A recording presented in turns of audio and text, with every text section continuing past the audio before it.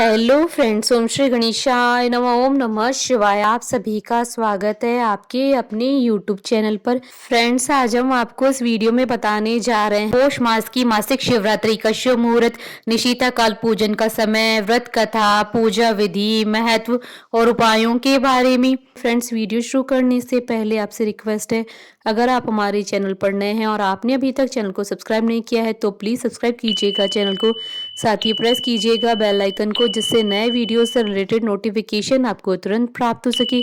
और वीडियो पसंद आने पर वीडियो को लाइक और शेयर जरूर कीजिएगा ताकि सभी भक्तों को इस वीडियो का लाभ प्राप्त हो सके। और कमेंट बॉक्स में ओम नमः शिवाय जरूर लिखिएगा। हिंदू पंचांग के अनुसार हर माह की कृष्ण पक्ष की चतुर्दशी तिथि को मासिक शिवरात्रि का व्रत रखा जाता है। इस बार पौष मास की कृष्ण पक्ष की चतुर्दशी तिथि 21 सितंबर 2022 बुधवार के दिन है। इस बार पौष मास की मासिक शिवरात्रि पर महासंयोग बन रहा है। इस बार 21 दिसंबर 2022 को मासिक शिवरात्रि और मासिक शिवरात्रि के साथ ही इसी दिन बुद्ध प्रदोष व्रत भी किया जाएगा। ये दोनों ही दिन भगवान शिव जी को समर्पित होते हैं। इस दिन भगवान शिव जी की विधि पूर्वक पूजा की जाती है। शिवरात्रि की पूजा के लिए सुबह से ही भक्तों का तांता शिव मंदिरों में लग जाता है। हालांकि शिवरात्रि की पूजा का मुहूर्त रात्रि पहर में होता है। मासिक शिवरात्रि को भगवान भोलेनाथ को प्रसन्न करके आप अपनी हर मनोकामना को पूरा कर सकते हैं। फ्रेंड्स, अब आइए जानते हैं पौष मास की मासिक शिवरात्रि के शुभ मुहूर्त के बारे में। हिंदू पंचांग के अनुसार इस बार पौष मास की मासिक शिवरात्रि 21 दिसंबर 2022 बुधवार के दिन है। पौष कृष्ण चतुर्दशी तिथि प्रारंभ होगी 21 दिसंबर 2022 को रात्रि 10:16 पर और पौष कृष्ण चतुर्दशी तिथि का समापन होगा 22 दिसंबर 2022 को शाम 7:13 पर। निशिता काल पूजन का समय रहेगा रात्रि 11:52 से रात्रि 12:47 तक। कुल अवधि 55 मिनट है। फ्रेंड्स, अब आइए जानते हैं मासिक शिवरात्रि की पूजन विधि के बारे में। इस दिन सुबह उठकर स्नान करने के बाद भगवान शिव जी की पूजा और व्रत का संकल्प ले भोलेनाथ के आगे दीपक जलाएं। घर में या मंदिर में जाकर शिवलिंग पर दूध, गंगा जल, बेलपत्र, धतूरा आदि अर्पित करें। इसके बाद शिव मंत्रों का 108 बार जाप करें। फिर शिव चालीसा का पाठ करें। अंत में मासिक शिवरात्रि की व्रत कथा पढ़ें अथवा सुने और भगवान शिव जी की आरती करें। फ्रेंड्स, अब आइए जानते हैं मासिक शिवरात्रि के दिन किए जाने वाले उपायों के बारे में। मासिक शिवरात्रि के दिन विशेष उपायों को करने से आपकी सभी परेशानियां दूर हो जाती हैं। शिवरात्रि के दिन भगवान शिव और माता पार्वती की विधि विधान से पूजा अर्चना करें। इसके बाद रुद्राक्ष की माला लेकर 108 बार ओम गौरी शंकर नमः मंत्र का जाप करें। इसके बाद रुद्राक्ष को गंगा जल से शुद्ध करें और लाल धागे में डालकर तब तक धारण करें जब तक विवाह का शुभ समाचार न मिल जाए। मासिक शिवरात्रि के दिन घर में भगवान शिव और माता पार्वती की तस्वीर लाएं और पूजा अर्चना करें। अगर कोई व्यक्ति लंबे समय से बीमार चल रहा है तो 108 बार महामृत्युंजय मंत्रों का जाप करना चाहिए। इस उपाय को मासिक शिवरात्रि के दिन करने से सेहत में सुधार होने लगता है।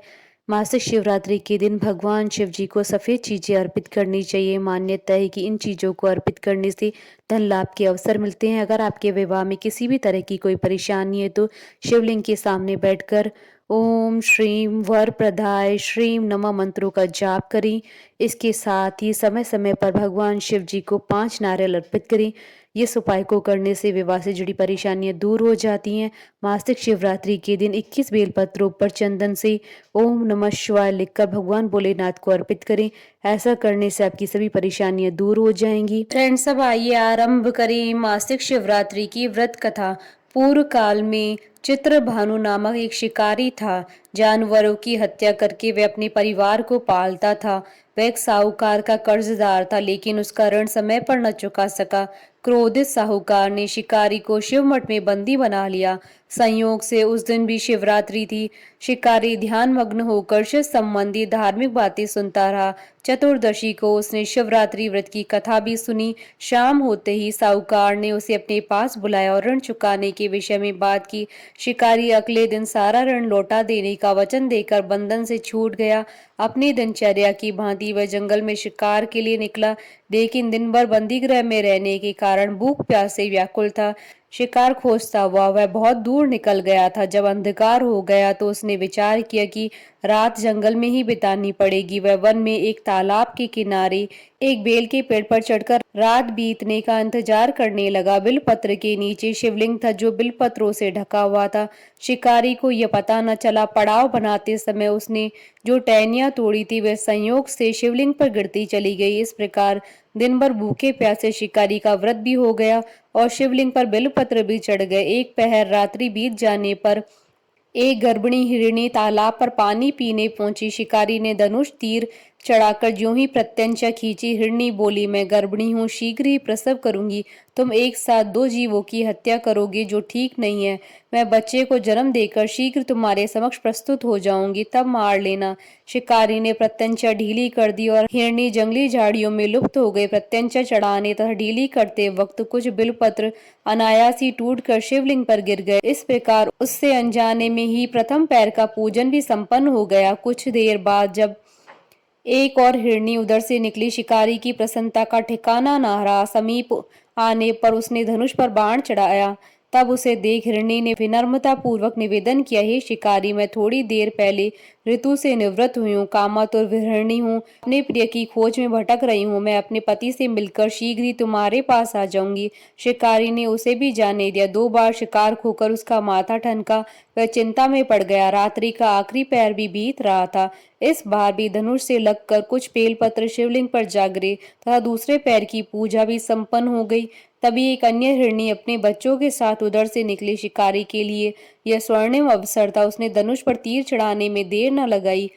वह तीर छोड़ने ही वाला था कि हिरणी बोली, हे शिकारी, मैं इन बच्चों को इनके पिता के हवाले करके लौट आऊंगी, इस समय मुझे मत मारो। शिकारी हंसा और बोला, सामने आए शिकार को छोड़ दूं, मैं ऐसा मूर्ख नहीं हूं। इससे पहले मैं 2 बार अपना शिकार खो चुका हूं। मेरे बच्चे भूख प्यास से व्यग्र हो रहे हैं। उत्तर में हिरणी ने फिर कहा, जैसे तुम्हें अपने बच्चों की ममता सता रही है, ठीक वैसे मुझे भी है।